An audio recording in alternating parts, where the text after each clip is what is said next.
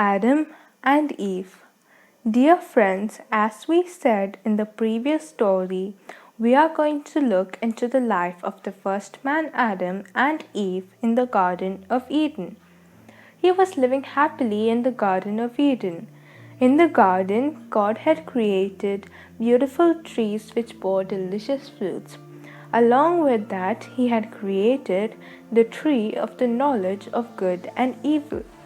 During that time, God gave Adam an interesting work to do. What was that work? God made all the living creatures to come to Adam. Those creatures had no name until then. Adam named them all: lion, elephant, cat, dog, horse, sheep, crow, sparrow, parrot, and the list goes on and on. What a wonderful sight to see elephants, lions, all animals and birds gathered in front of Adam to hear their names. Even after seeing all of these, he could not find a partner fit for him. God saw it is not good for man to be alone, so he decided to create a partner fit for him. God caused Adam to fall into a deep sleep. Then he took one of his ribs and made a woman. Then God brought her to Adam. When he saw her, he understood that she was the best partner for him. Then they lived their life together happily. At the cool of the evening, God used to come down and talk to them. But there was one person standing away with jealousy in his heart. Do you know who that is? The wicked devil. He could not bear the sight of God's love for man. He started peeping into the garden, and he thought, "Whose body can I enter?" Now, the serpent was more clever than any other animal that God had made, so he entered the body of the serpent. When he looked around, he saw Eve alone. "Oh, this is the best opportunity," he thought to himself. He slowly went close to Eve and started a small talk. He had already decided to deceive her, for he was a liar and the father of lies. The serpent asked Eve, "Did God actually say you shall not eat of any tree in the garden?"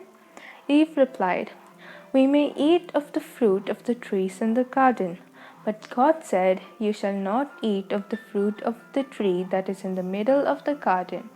You shall not even touch it, or you will die.'" For that, the serpent whispered to the woman, "Nothing is going to happen to you. You will not die. For God knows that when you eat of it, your eyes will be opened and you will be like God, knowing good and evil." She thought to herself, "Is it true what the serpent said?" And she looked up at the tree. So when she saw that the tree was good for food and that it was beautiful to the eyes and that the tree was desired to make one wise, she took of its fruit and ate. And she also gave some to her husband, and he also ate. Thus they fell into Satan's trap and disobeyed God's command. As usual, God came down in the cool of the evening to visit them. But when Adam and Eve heard the footsteps of God, they were frightened and hid themselves behind the trees, because they had sinned against God. God called the man, "Adam, where are you?"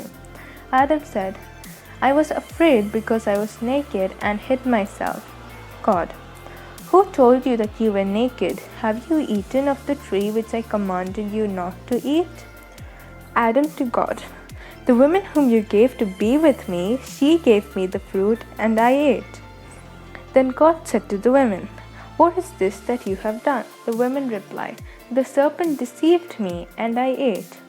Thus, because of man's sin of disobedience, God cursed the earth and the serpent, and he also sent Adam and Eve out of the Garden of Eden. God made for Adam and his wife garments of skin and clothed them. Thus they were sent out of the beautiful garden to work the ground from which they were taken. We will learn about what happened to Adam and Eve in the next story. See you next time. God bless you.